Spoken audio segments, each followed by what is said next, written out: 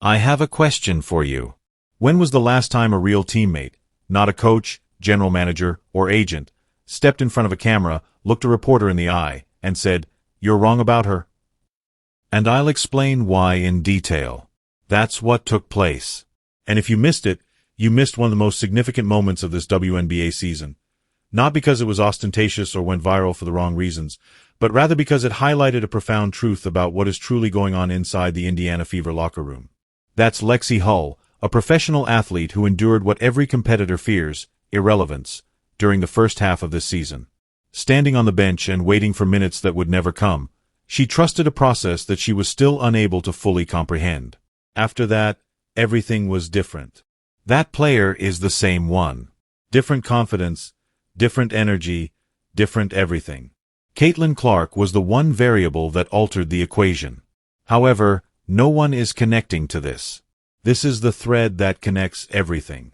Sophie Cunningham went above and beyond simply defending Caitlin Clark. She took a reporter's criticism, broke it down piece by piece, and then transformed it into a masterclass on what Clark truly offers a basketball team. And this moment feels entirely different when you realize why she did it and what has actually been going on inside that locker room. This gets deeper than you may imagine, so stick with me. Prior to discussing Sophie Cunningham, the reporter, and the defense, it is important to comprehend the circumstances surrounding Caitlin Clark's arrival in Indiana, as it was not a smooth transition. Consider what the initial expectations were. In the WNBA's history, Clark was the most anticipated rookie. Not just since Maya Moore, not just since Brittany Griner. The most anticipated, without a doubt.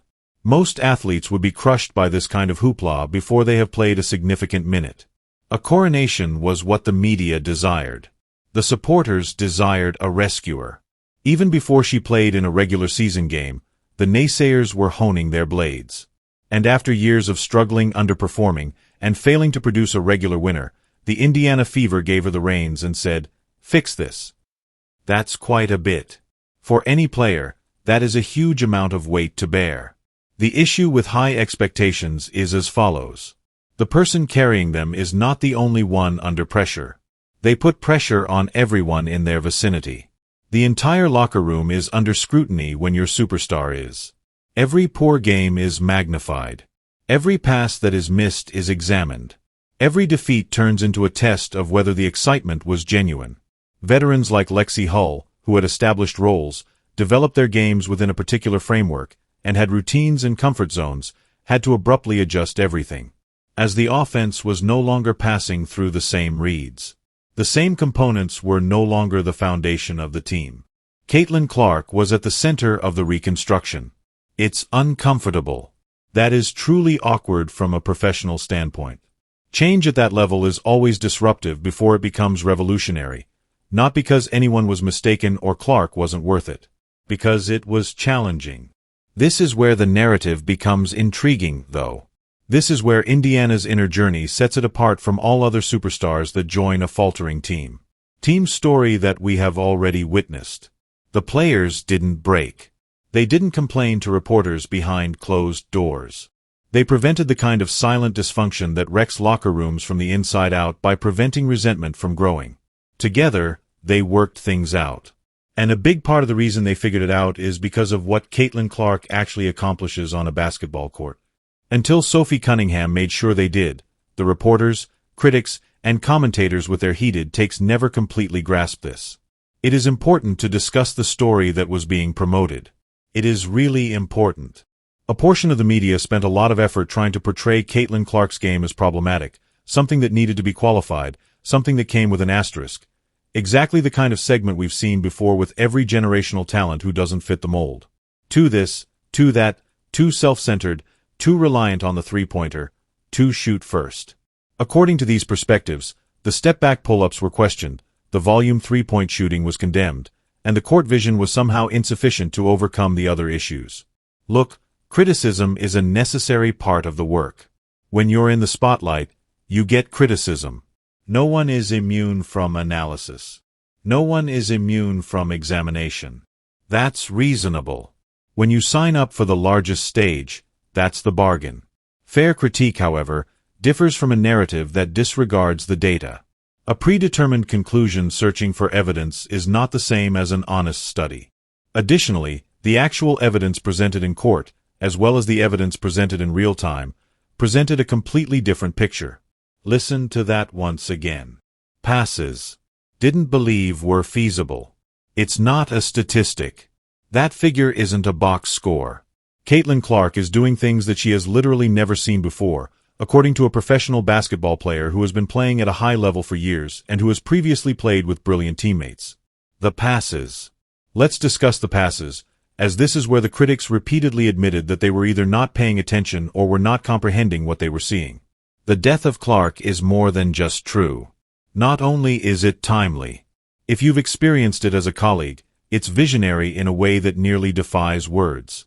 She perceives angles that do not yet exist. She trusts her teammate to be there and delivers the ball to a location where the defender isn't. That degree of confidence is reciprocated.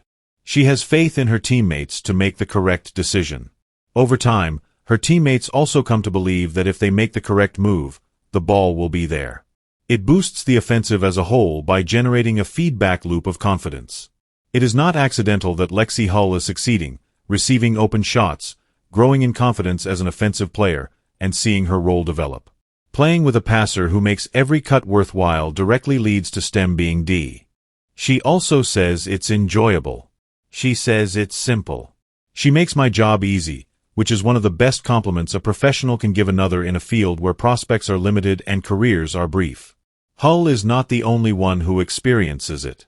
Cunningham's defense did not appear out of thin air. It came from a locker room that had witnessed Clark's daily arrival. Work hard every day, improve every practice, and increase the value of every colleague in her vicinity. You don't need to be asked twice to publicly defend it after witnessing it occur in real time. You take the initiative because colleagues support one another in this way. Sophie Cunningham did just that. In the analytical community, there is a basketball idea. They refer to it as one of the most undervalued and difficult to quantify aspects of what genuinely distinguishes an exceptional offensive player. In basketball, gravity refers to how much a defender must respect your potential to injure them, particularly from a distance.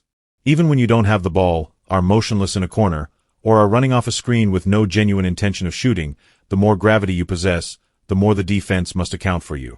The defender is unable to assist you. You cannot be abandoned by the defense as they load up toward the paint. They must remain loyal, honest, and at home because if they don't, you'll burn them. Almost no WNBA athlete can equal Caitlin Clark's gravitational pull. Her range is just exceptional. She releases herself quickly. Defenders are unable to even give her a step because she can pull up off the dribble. People in stadia have practically stopped talking in the middle of her shoots because they couldn't believe what they had just witnessed. Sophie Cunningham is that person. Everyone is reminded that real basketball is being played by real people at that precise moment, which breaks through the cacophony. Additionally, those closest to it are aware of details that the cameras don't always record. Let's bring it home, though. Let's discuss the implications of this for the Indiana Fever as a squad, an organization, and a competitor. Because we ought to be using that word right now. Not project, not reconstruction, but competitor. The league's most thrilling offensive player is a member of the Fever. They have colleagues who are publicly devoted to one another, who are developing, and who are creating. They have a self-defending locker room that retaliates when the outside world makes mistakes. People underestimate the value of that kind of internal togetherness. Teams that defend one another during news conferences also defend one another throughout the fourth quarter. When the game is on the line, teams that openly support their stars are trusted. On-court performance and locker room culture are closely related. It appears in the outcomes. Since Caitlin Clark joined the team, Lexi Hull has improved as a player. That's not a viewpoint. That is an observable, verifiable reality. She's not the only one who has increased her self-assurance, role, and output. A team begins to think it can succeed when players around a star improve, role players find new meaning, and veterans who had been trapped rediscover what it's like to be a part of something winning. With Caitlin Clark at the controls and teammates like Sophie Cunningham ensuring that no one outside the building is permitted to jeopardize what they're developing inside, the Indiana Fever ceiling is growing in real time. Sophie Cunningham didn't need to speak. She may have ignored the reporter. She may have continued to move while grinning.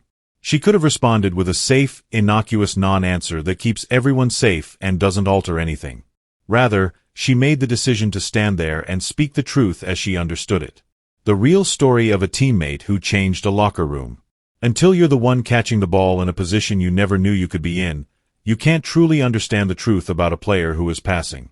The reality of how everyone around Caitlin Clark is affected by her gravity, vision, and unwavering drive. The bottom line is that everyone else is improved by Clark's presence. Additionally, defending a player who is doing that isn't a public relations strategy if the person is making every teammate around them more valuable, dangerous, and self-assured. It's simply the reality. Sophie Cunningham was honest. Lexi Hull was honest. The naysayers are to blame if they continue to ignore what the locker room has to say.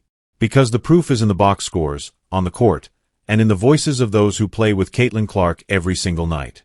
The Indiana Fever are no longer a project. They are a true team, with teammates who stand up for one another and a star who improves everyone. A culture that is too powerful from the inside for anyone from the outside to destroy.